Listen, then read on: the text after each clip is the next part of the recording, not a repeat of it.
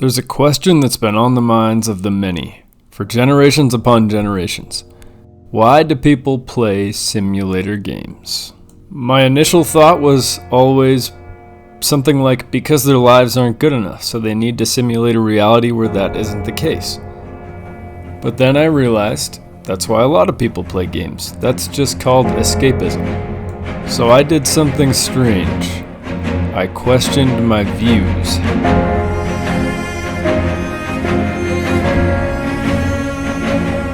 I took a long look in the mirror, washed my face, cold water and all, and then stared into that mirror asking questions. And finally, after a long, intense interrogation, I've come to this investigation you see today. Now, I love games, of course, and I feel this particular genre, the simulator genre, has always eluded me.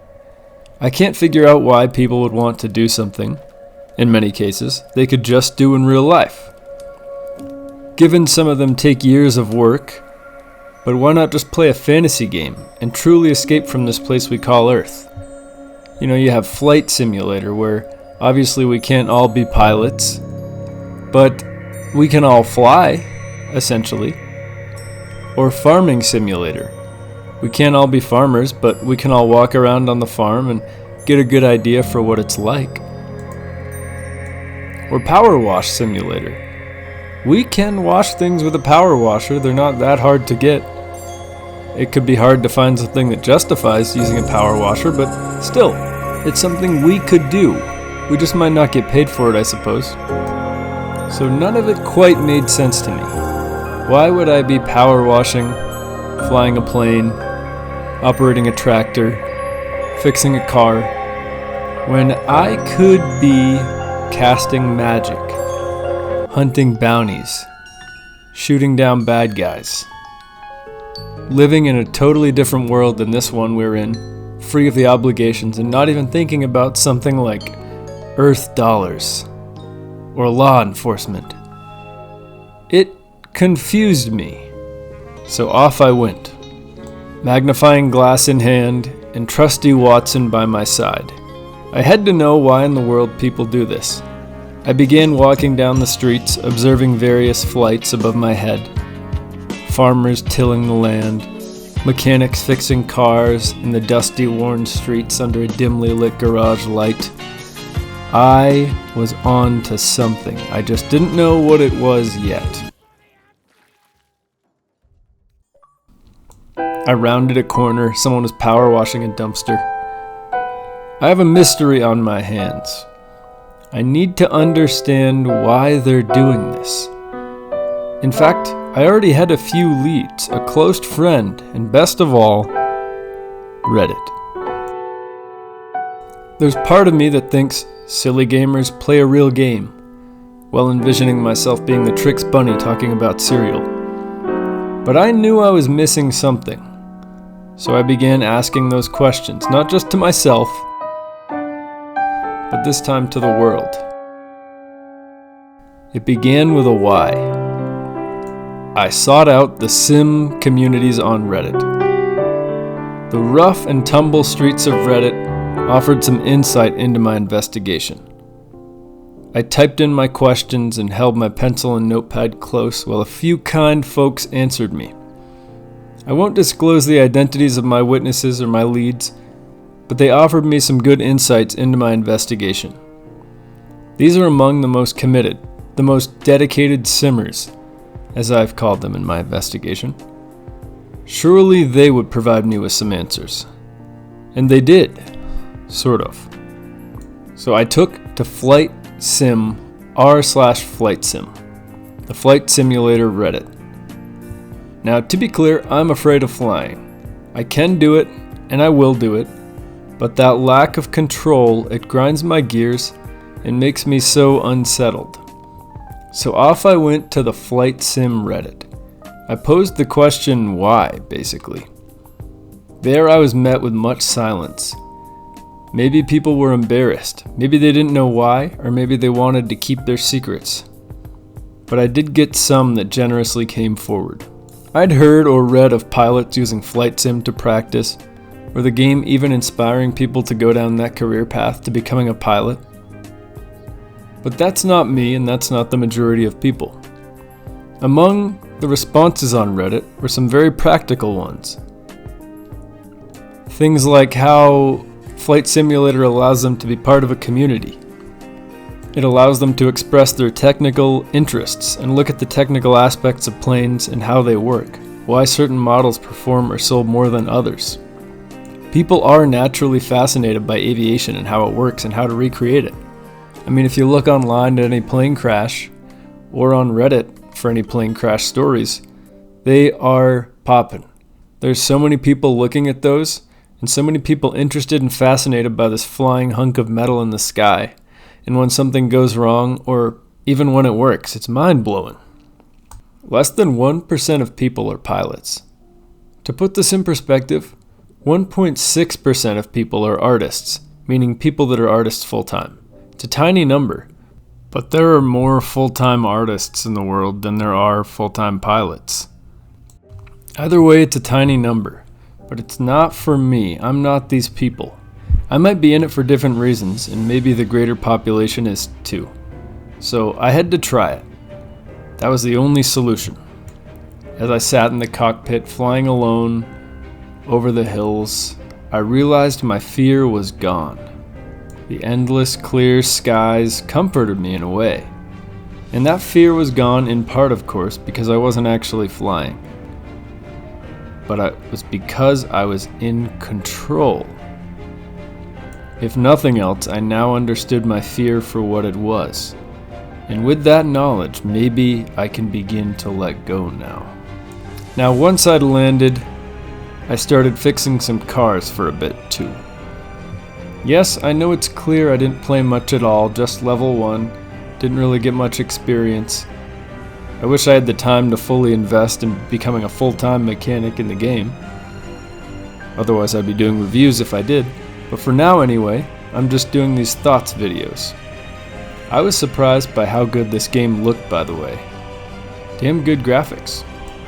And it was fun moving around, it was cool owning a shop, but still I just found myself looking into the mirror of various cars or whatever, and just asking myself, why? That question kept popping up.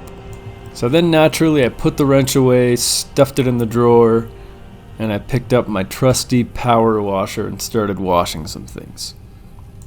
I remember in college, I lived right above this random alleyway between the dorms.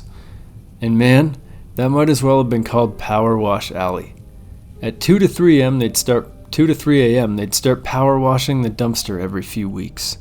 So I'm all too familiar with power washers. No simulation needed.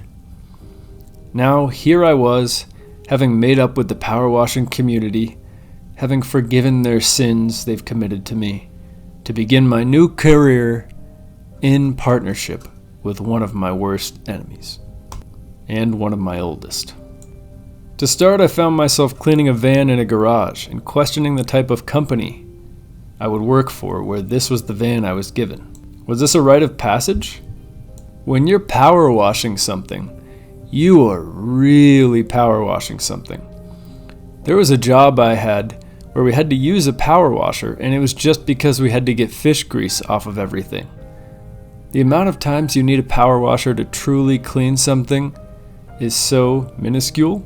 So it made me wonder what the hell kind of a ride this van was taking, and whether my new boss and career just dumped grease all over this guy. When I finally cleaned the godforsaken van, I realized something. I realized again that I had control. No one was watching over me. Maybe this Harper character that would randomly text me, but not really. I was the boss. It was as I sat there scraping off with my power washer, the dirt, the grime off of the tires, the sides of the van, jumping on top of it, putting a gnome on top of it, that I realized it was peaceful, and that if this were reality, I would be stressed out as hell. But now that I'm in this game, it's peaceful. And why is that? What is it about reality that makes this particular action that some would consider a chore or painful or nightmarish so tough? Now, part of it, of course, is the fact that if this were reality, I would be in a very uncomfortable suit, cleaning a very dirty van, and wielding a power washer, which is just loud and annoying to use. But in this game, I'm in a sort of a utopia. The power washer isn't screaming at me. My boss isn't screaming at me telling me to get more of the fish grease off. In fact, it's all on my time, in my control. I can't screw anything up. And I started to reflect and realize, even though this isn't reality, there are some things I can take this to make this my reality. There I was deciding how slow or fast I was moving. Sure, if I didn't clean the van then the game wouldn't continue, but I had nothing to worry about there. In that moment, it was just me and the dirty ass van. And the reality is, if this was my job, that's all it would be too. Me and a van in a room. All that other stuff outside of that garage is in my head. And since I'm playing a game, I can focus on what I would never, or I would have had a hard time focusing on in reality. It's the fact that it's just me and the van. Me and the power washer and the van. You know, I taught meditation for a while, and it taught me a lot of things, such as how cleaning the dishes can be the most interesting part of your day. And this points to that as well.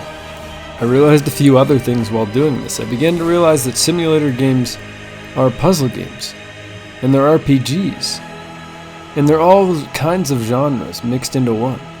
I'd get random texts from people in the tiniest way to world build I've seen, but it still worked. I truly was a power washer.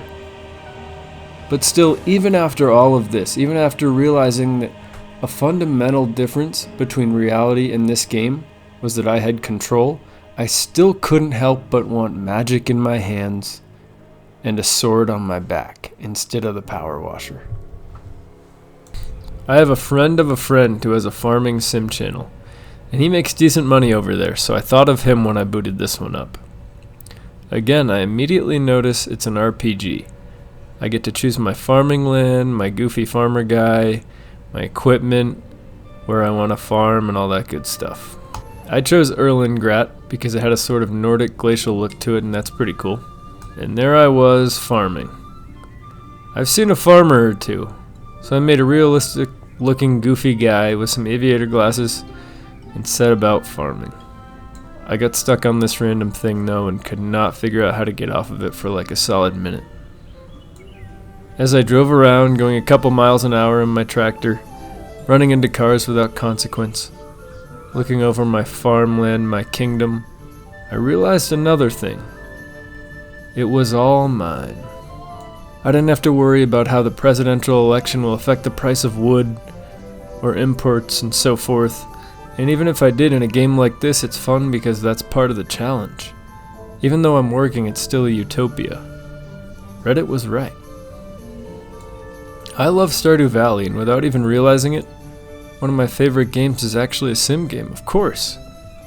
It's not first person and it doesn't have the pretty graphics, but it's the same thing. I didn't realize all along, I was one of them. And then I took it even further. Hastily writing in my notepad, I realized I'd been blinded by the word simulator in the game titles. But all games are simulator games, just in different worlds or genres. I was a bit floored, but also smiling a little at my realization. Again, I was left with the question, how is this different from reality? I also headed over to SimCity, in other words, R. They said they use it to fulfill a part of their lives that they couldn't, like being rich or having a family, for instance. Some like the rags to riches, the nothing to CEO arc. Some like the escapism. Some like to be in a utopia because their world is more of a dystopia. And some like the control, like I've mentioned, like me. I began to realize something potentially unsettling. My investigation into simulator games was teaching me something about myself and the human condition. I began to wonder, would sim games be irrelevant if we had everything we wanted? Would all games be? I fixed cars, I flew planes, I washed things. And when I landed that plane, when I farmed my land, I sat there in the cockpit in the tractor and wondered why at the end of all of it. I went back to the old den and asked myself why I play games, why we play games. Then one night I realized simulators are RPGs, like I said. And what is the best part about these games? It's the control. That encompasses everything. The rags to riches, it's that you have the control to decide your own destiny. The escapism, you have the control to not be in your own world.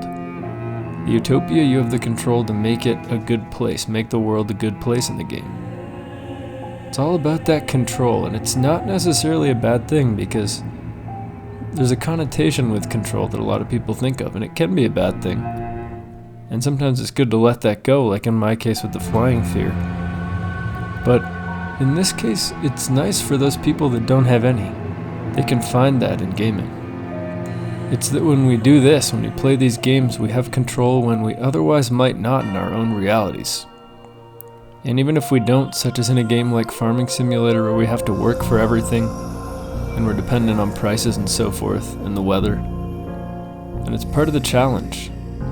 Whereas in reality, that would be a nightmare. It actually makes us want to work harder and earn it, and we get more dopamine in the game. In reality, it would stress us out. It would be a total lack of control. But interestingly, in the games, that lack of control is fun and interesting, and we want to see how they take control away from us. That's part of the surprise and the fun. The beauty of RPGs for me is how they actually allow me to see the real world too. I remember playing BioShock Infinite for the first time and being awestruck at the design and how beautiful it is. It's just so saturated, and as you know in the game if you played it, it sort of is a false utopia, and it's designed that way. I remember turning the screen off, shutting the game down for the first time, and I found myself seeing the world in a different way. It allowed me to see the beauty outside of the screen.